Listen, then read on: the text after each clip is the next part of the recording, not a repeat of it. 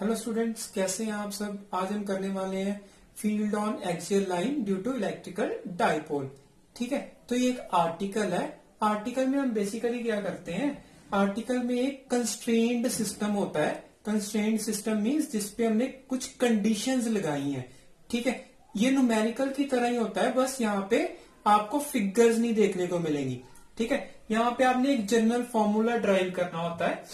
ठीक है, जिससे हम फर्दर न्यूमेरिकल्स कर सकते हैं। ओके, तो वो कैसे करते हैं, जो डर है आपके अंदर आर्टिकल का, वो हम आज निकालेंगे। डिटेल में डिस्कस करेंगे कि कैसे हम आर्टिकल्स को परफॉर्म करते हैं और रिजल्ट निकालते हैं।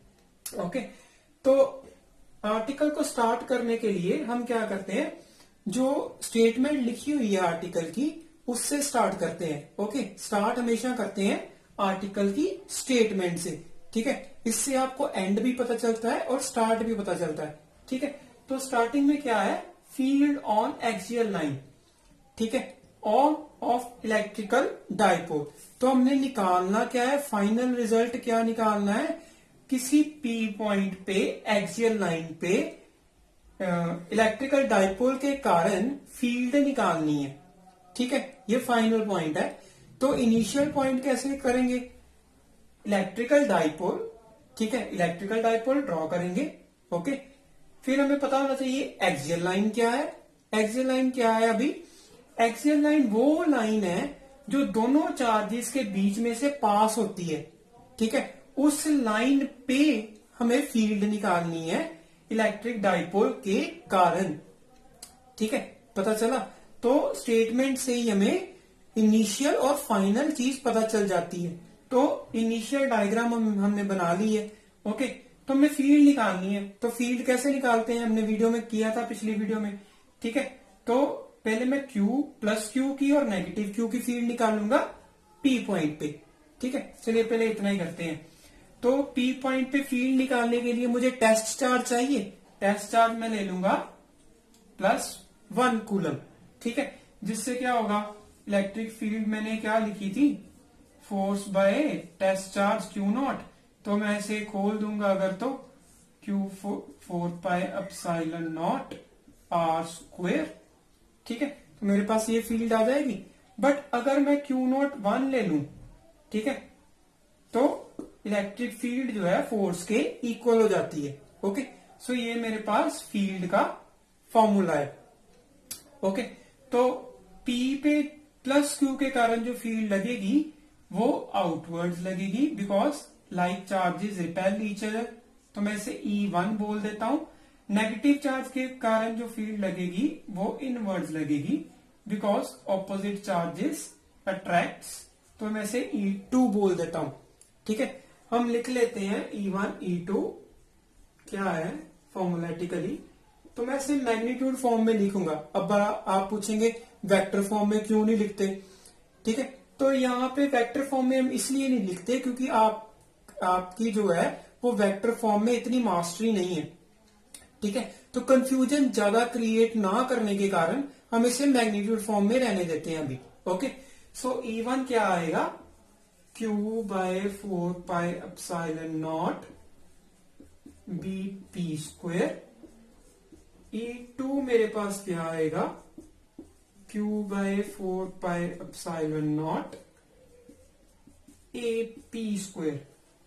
ठीक है, डिस्टेंस है ना, AP² एंड BP²।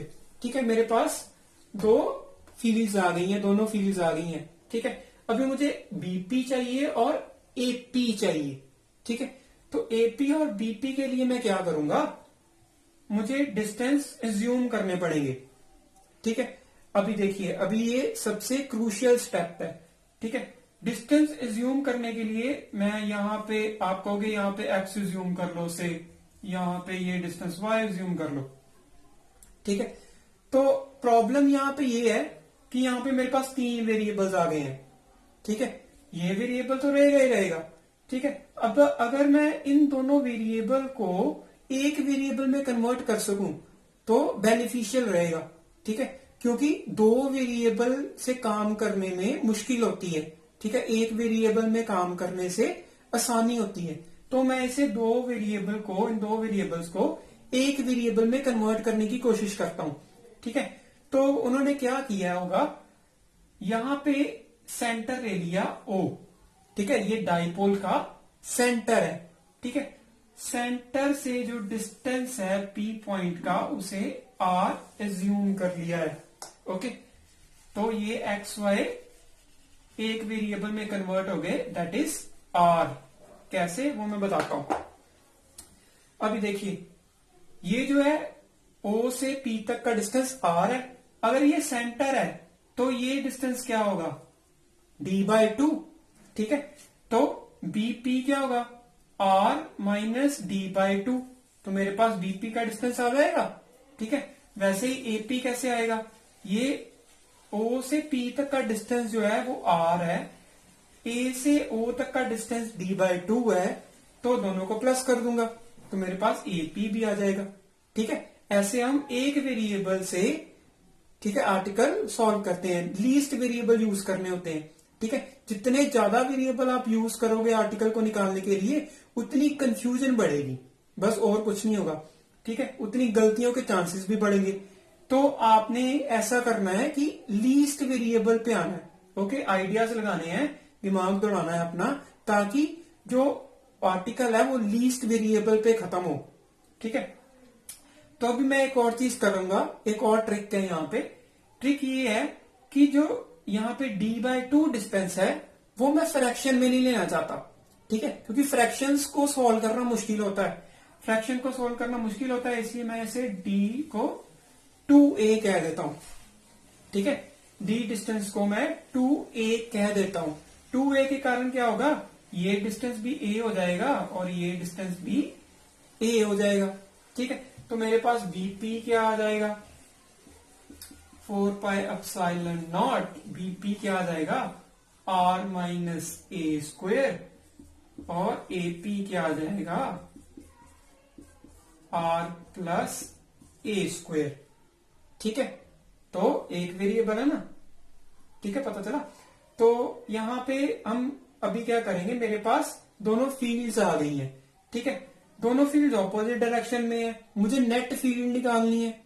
ठीक है, नेट फील्ड के लिए मुझे एक फील्ड से दूसरी फील्ड को माइनस करना पड़ेगा।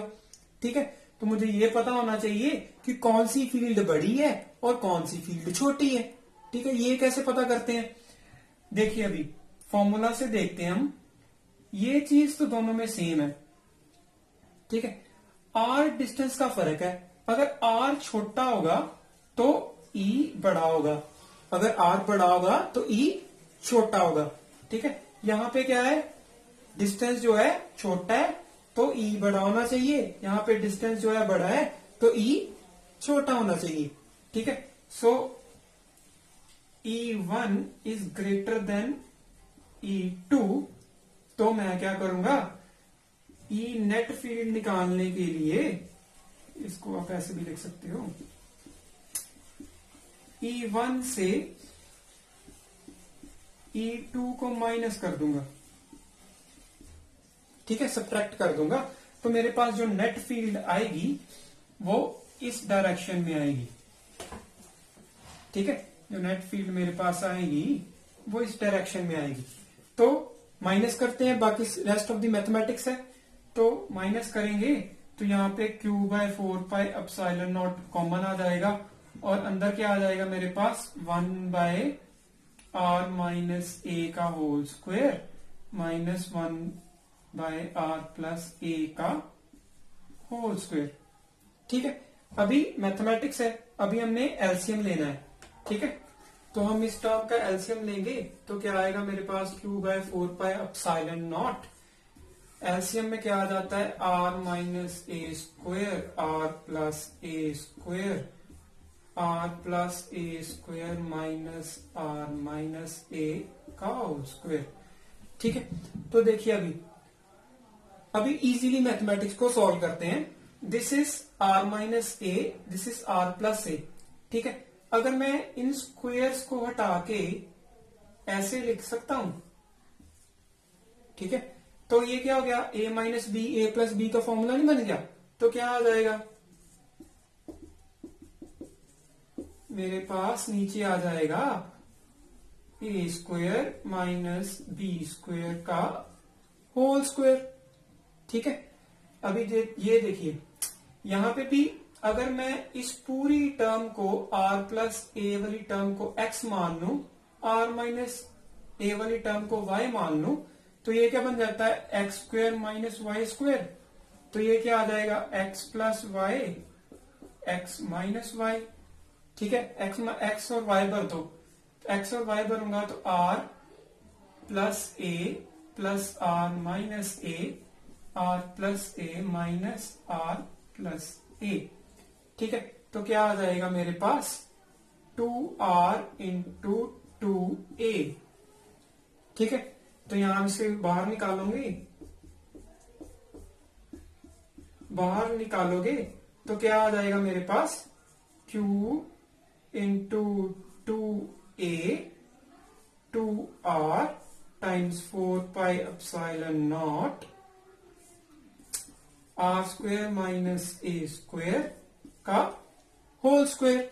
ठीक है, अलोंग अभी हम डायरेक्शन लिख देते हैं। अलोंग अभी इधर है ना डायरेक्शन। ठीक है, सो अलोंग बीपी। ठीक है, बी से पी तक जाता है ना, बी से आप पी तक जाओगे तो डायरेक्शन ये आएगी। ठीक है, सो बीपी के अलोंग डायरेक्शन आ गई, तो ये हमारे पास फील्ड आ गई। ठीक है, तो फील्ड को थोड़ा ठीक करते हैं। इसे हम क्या कहते हैं, डाइपोल मूवमेंट कहते हैं इसे। ठीक है, इसे डाइपोल मूवमेंट बोल दिया मैंने। Into 2r by 4 pi epsilon naught r square minus A square का होल स्क्वायर। तो ये आपके पास फॉर्मूला आ गया किसका, फील्ड का डाइपोल के कारण। ठीक है, तो ये आसान था ना, इससे आप बिल्कुल रट्टा नहीं मारोगे। एक स्पेशल केस करते हैं। ठीक है, स्पेशल केस में क्या होता है कि आपका जो डाइपोल होता है वो एटॉमिक साइज का होता है ना। जैसे वाटर है, वाटर में भी डाइपोल बनता है, HCl में भी डाइपोल बनता है। ठीक है, तो जो डाइपोल का साइज है वो एटॉमिक साइज है, मींस 2a जो है वो बहुत छोटा होता है r के कंपैरेटिवली। ठीक है, तो इसे हम बोलते हैं short dipole, for short dipole. ठीक है, शॉर्ट डाइपोल में क्या होगा, जो r होगा वो very very greater than 2a होगा। ठीक है, अगर r जो है वो 2a से बहुत बड़ा है तो r स्क्वायर भी तो a स्क्वायर से बड़ा होगा। ठीक है, तो हम क्या करते हैं, इसको फॉर्मूले को थोड़ा सा कन्वर्ट कर देते हैं और इसमें से a निग्लेक्ट कर देते हैं। ठीक है, क्योंकि r जो है वो बहुत बड़ी टर्म है और a जो है r के कंपैरेटिवली बहुत छोटी टर्म है। ठीक है, जैसे आप 10 लाख में से 1 रुपया माइनस करोगे तो इतना फर्क नहीं पड़ेगा ना, it is approximately the same term. ठीक है, इसलिए हम इसको निग्लेक्ट कर देते हैं और मेरे पास क्या आ जाता है, p by 4 pi epsilon naught r की power 4 into 2r। So r से r एक कट हो जाएगा और 3 आ जाएगा मेरे पास। तो मेरे पास शॉर्ट डाइपोल के लिए इलेक्ट्रिक फील्ड क्या आ जाती है, 2p by 4 pi epsilon naught r cube. ठीक है, ओके। सो देखिए अभी डायरेक्शन जो है वो अलोंग द डाइपोल मूवमेंट है। ठीक है, डाइपोल मूवमेंट अगर मैं ड्रॉ करूं तो डाइपोल मूवमेंट इस डायरेक्शन में है ना। ठीक है, तो इलेक्ट्रिक फील्ड भी डाइपोल मूवमेंट की डायरेक्शन में है। ठीक है, तो आप अलोंग बीपी लिखिए या आप अलोंग डाइपोल मूवमेंट लिखिए, one and the same thing. ठीक है, तो आपको कोई भी प्रॉब्लम हुई हो तो आप मुझे कमेंट में जरूर बताइएगा ताकि मैं और आसान कर सकूं आपके लिए। ठीक है, तो आप 2-3 बार जो है वीडियो देख लेना ताकि आपको पता चल जाए कि आर्टिकल को कैसे प्रोसीड किया जाता है। ओके, सो आपको वीडियो पसंद आई है तो वीडियो को लाइक जरूर कर